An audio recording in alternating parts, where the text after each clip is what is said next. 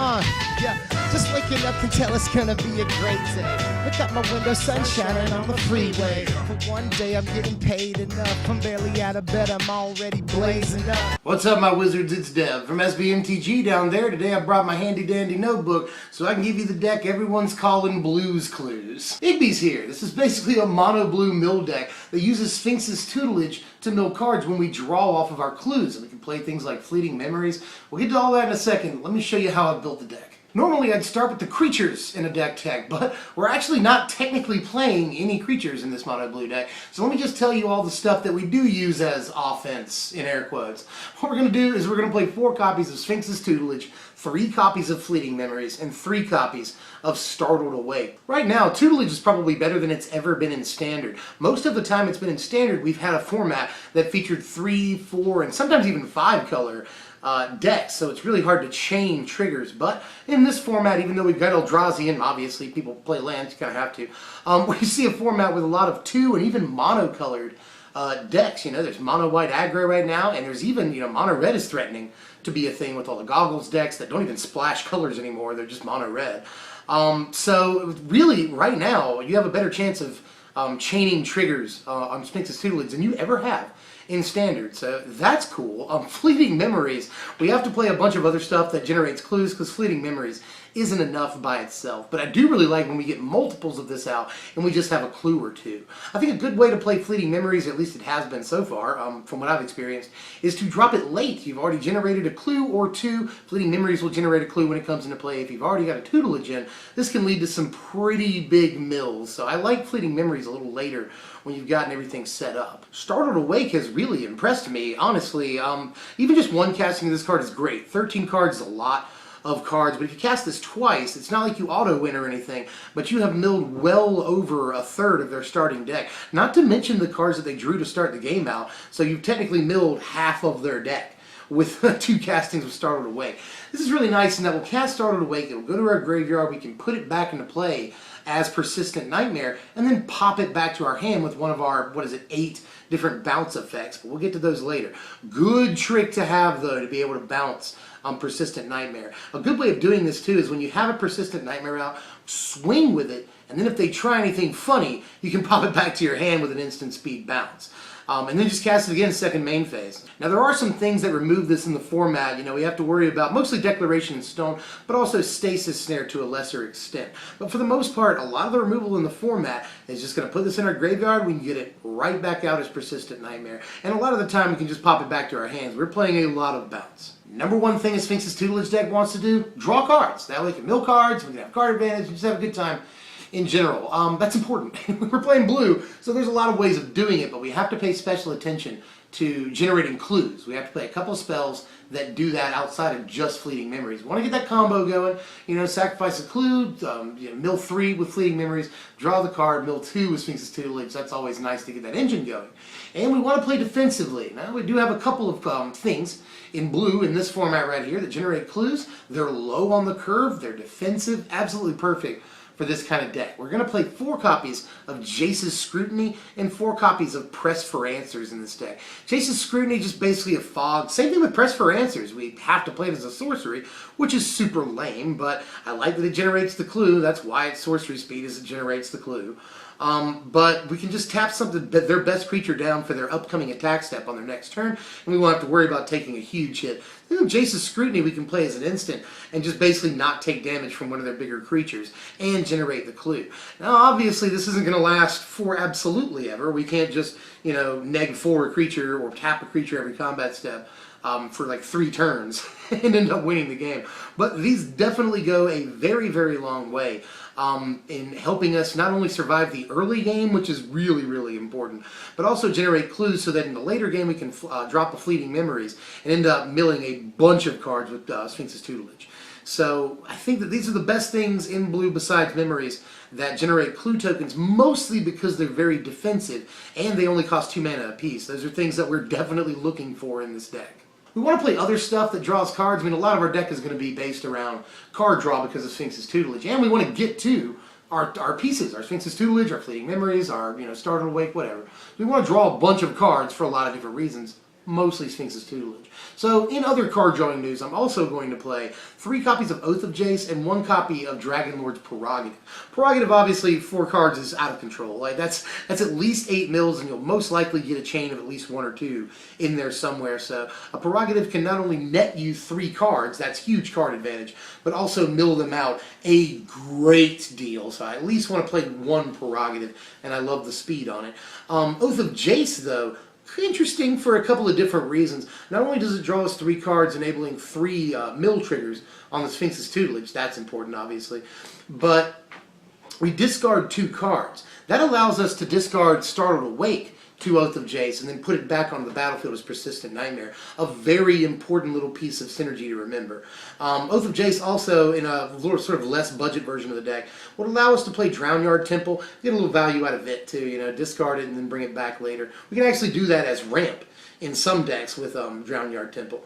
But Oath of Jace, just a premium card, period. You know, we've got a lot of 3-mana enchantments in this deck, but I definitely want to make room for Oath because it enables a little bit of synergy, and it just draws us 3 cards straight up, which is super powerful. I mentioned earlier that we want to play defensively. That's why we're playing things like Scrutiny and Press for Answers. Well, the rest of our deck is dedicated to defense in some way, shape, or form here. Because we've got to have all the defense. We've got to make it through the early game, and we've got to survive the long game, too.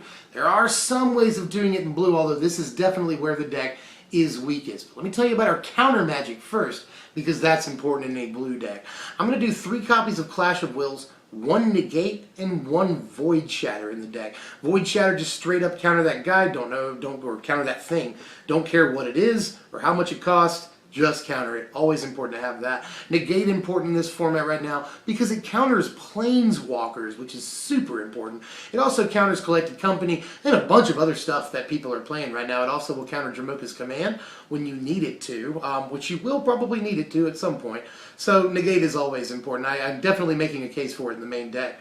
In this format right now. And then Clash of Wills is sort of your catch-all counterspell, and the most important thing about it is that we can counter spells on turn 2 pretty much guaranteed. We need as much coverage in the early game as we can get, and Clash of Wills is the best counterspell to accomplish that.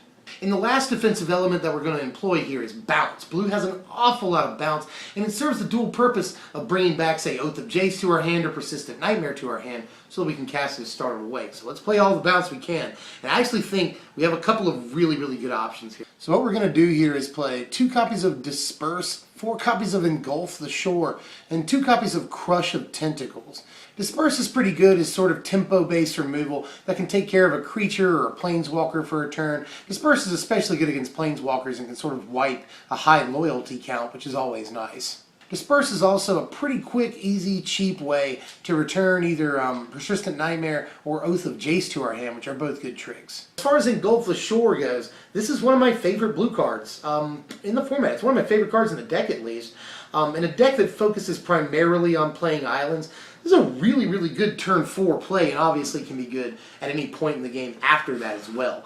And Crush of Tentacles, I think, is a real card in this format. On the 7th turn, we can play a 2-mana spell and then a Crush and return everything to their hand and get an 8/8 giant octopus monster, which is another avenue to victory, which is important in a deck like this. But against things like mid-range and aggro, if we can get to a Crush, that can be absolutely devastating against them. And hell, even against the control decks, Crush can be very good, because it's going to return all of their, amazing planeswalkers to their hands. So Crush of Tentacles has just been absolutely great. Here's the land base here, and it's probably the most simple land base I've put out in a while, We want to play all the islands that we possibly can to maximize the value of Engulf the Shore. It's really, really important to do that. But I couldn't help playing a Blighted Cataract to get a little extra value out of drawing cards late in the game, If we have a Sphinx's Tutelage, it's just, let's mill 4 and draw 2. Yeah, I'll totally do that. Just the 1 copy, we can sneak it in there, but definitely want to play all the islands that we can because Engulf the Shores actually is that good. Engulf the Shore is fan-freaking-tastic. But if you had a couple of bucks, add a Drownyard Temple or 2 to sort of get a little bit of extra sort of a value, a good interaction with Oath of Jace. And here's our super important sideboard right here with a couple of weird choices. Obviously there's the usual suspects. Dispel, Disperse, Negate, these all make sense. Displacement Wave, though, I know we've already got a bunch of bounce effects, but this is technically the cheapest way in the format to bounce a bounce, a board full of tokens. So that's always good to be able to do that. I like displacement wave. Also because it says non-land permanents, it's another card that says permanents and not just creatures. That's another important thing to have at our disposal. Hydra Lash, very good against aggro and draws you the card, replacing itself and triggering Sphinx's tutelage. Hydra Lash could almost make the main deck, and I'm totally serious about that. We've also got the one Forgotten Creation in the board. Some people might want this in the main, but I found that having to wait until your next upkeep was really a hindrance. The card gets removed a lot. So I want to play it against decks that aren't so key on removal, decks that it's more likely to survive a turn against. If it does survive a turn, it can often be freaking ridiculous. Rise from the Tides, yet another path to victory, and this could also be a one-of in the main deck, as far as I'm concerned. But Rise from the Tides, really good again against certain decks that if you can resolve it, you'll have a bunch of zombies on the battlefield. Tamiyo's Journal, actually really interesting again. Really good if you can resolve this against a control deck. Fan-freaking-tastic, actually. And there are going to be times where you've already generated a couple of clues, you play your Tamiyo's Journal, and next turn you can, next turn you can immediately go tutor something up, which is great if you're looking for a tutelage or a second tutelage, for that matter, maybe a Fleeting Memories, you know, because this card is really obviously very good with Fleeting Memories. You can mill 3 cards a turn, guaranteed, and if you have a tutelage out, that's, you know, the card you're drawing for the turn is another 2 cards, so the output gets pretty ridiculous fairly fast. And finally, Talon of the Telepath in the sideboard looks weird. It was in the main deck forever. I actually really like the card in this format. It can get a lot of stuff. Against white-black control, you can get a Read the Bones, you can get Transgress the Mind, you can get a Duress. That's always super important. Even against the Esper control, you'll get all those cards. So, this has actually been fantastic. This can cast like Collected Companies, which we don't care about at all, but we do want to cast their Collected Company so that they can't. So Talon of the Telepath, it's actually been really nice, and I'd like to make room for it in the main deck. I don't know if that's where it belongs. And here are your power rankings for the deck. A final score of 57, which is actually fairly impressive for a mono blue clues deck, you know. We're a little bit more defensive than it appears we are. Half of our deck or so is dedicated to defense. So even though we don't have the most premium removal in the format, we are playing an awful lot of it, mostly with the goal of getting through the early game and getting set up. If we can do that, we're great. Altogether, the deck has a really good game against a lot of the control decks in the format. Even with all the fancy planeswalkers they play and stuff, they just have a grip full of dead removal. And yeah, they'll play an Ojutai, but we can do things about it. We don't even have to target the Ojutai with most of our removal, like Engulf the Shores, Crush of Tentacles, stuff like that. And we can just play really, really annoyingly and end up winning the day if we can prolong the game for long enough. It takes a while to get set up, and we've got a lot of setting up to do, but if we can get it done, we can win the game. Best news is the deck is only going to cost you about $25-30 on TCG Player, with Sphinx's Tutelage and Starter to Wait being the most expensive pieces. Other than that, everything is fairly cheap. Even a card like Crush of Tentacles, which is seeing some actual standard play. The rest of the list is actually pretty cheap. So pick it up. It's not going to cost you too much, and it's a blast to play. That's all we got for now. What are we doing next time? That's important. I got a lot of good response for the idea of doing a burn deck in this standard. I'll probably do that next. That seems important.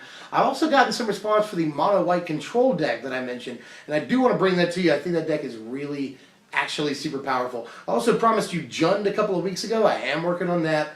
Don't worry. And before I go, I just wanted to stick this at the end of the video. I wanted to mention something that I'm super stoked about for like really prideful reasons, but whatever. A couple of weeks ago on the channel, we put up a deck tech for Devil Impact Trimmers. It's a budget double deck tech, you know, one budget, one competitive. And the competitive deck did play one Geist Blast. It's the only thing with the blue mana symbol in the main deck. But other than that, it was just a mono-red Impact Trimmers deck that played, you know, 4 Impact Trimmers, played Pyromancer's Goggles, played the Devils, 4 Dance with Devils, 2 Devils Playground, and a bunch of burn and stuff. And a deck just came in 6th place about 5 days ago as the recording of this. Just came in 6th place at the Star City Games Super Invitational Qualifier. And I forget what the city it was. But it is almost the same exact deck. He plays 4 Impact Trimmers, 4 Dance with Devils, 2 Devils Playground, 3 Chandra's or Pyromancer's Goggles. He also plays all the same, you know, Burn and Madness Suite that we played in that deck. And he plays Dragon Fodder as well, like we did. So I don't know if we just came up with the same idea around the same time, or if he actually saw the deck and was like, huh, that could work, and then piloted it to 6th place at a relatively large event. I don't know which one happened, but either way, you got good taste, my friend. And I'll leave a link to his deck down there in the description. My wizards, I'm Dev from SBMTG. If you enjoyed the content, like it, share, comment, subscribe, do all the YouTube stuff that the YouTubers always ask you to do. And I'll see you next time. Thanks for watching, my wizards.